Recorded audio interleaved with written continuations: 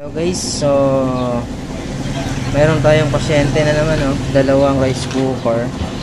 So saksak natin kung anong problema. Saksak natin.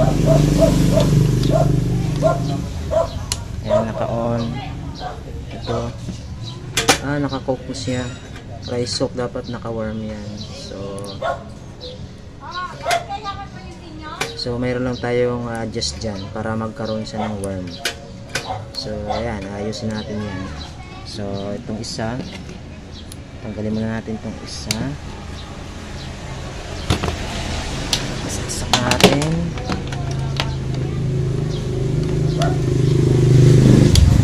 Yun, naka-warm naman yung isa. Ito okay naman ito. So anong problem nito? So try natin na ng screw kung ano siya. Diin natin ng screw, tapos ibaba natin.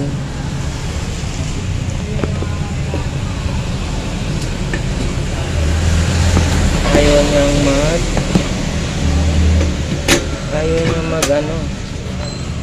mag-cook. Ito naman yung sakit nito, ayaw naman mag-cook yan. So nakababa siya, naglulos yung kanyang cook. So yan ang dalawang sakit niya. So check natin na mga guys. So ito yung isang rice cooker na pag sinaksak mo siya, naka-warm, tapos pag binababa mo siya, ayaw siya mag-cook. So ito, ang ginawa natin dito ay nilinis natin yung kanyang contact dito, parang contact switch. Kasi pag ginagalaw natin yan, di ba ito nakaangat yan, hindi sila nagdidikit yung itong dalawa, dalawa yung switch na yan, hindi nagdidikit yan. Pag saka mo siya saka sa didikit pag pinipihit mo pababa itong switch. So yun, magkakaroon siya ng cook. Pag umangat itong switch na to, hindi siya dumidikit itong dalawang contact na yan. So ano siya, warm lang siya. So pag idiniin natin pababa, magiging cook yan. Pag nilagyan natin sa ng kaldero. So yan, testing natin para makita nyo.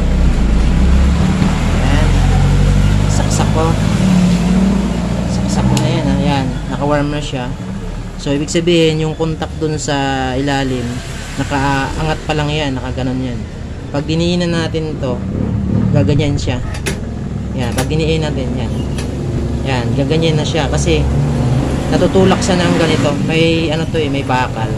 Yung ganyan, tutulak yung ganyan. Pag pinababa natin itong switch.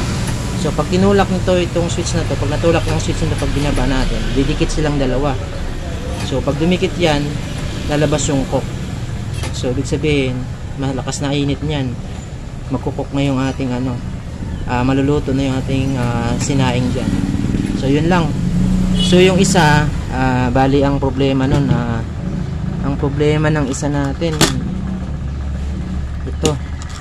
ito naman, ito yung problema niya, sira yung isang spacer. So hanapan muna natin ng spacer dahil dito yung nagkakaroon ng warm naman dito. So yun, makikita naman natin yan pag naayos na natin. Hanapan ko lang ng spacer. So yan, maraming salamat and thank you for watching.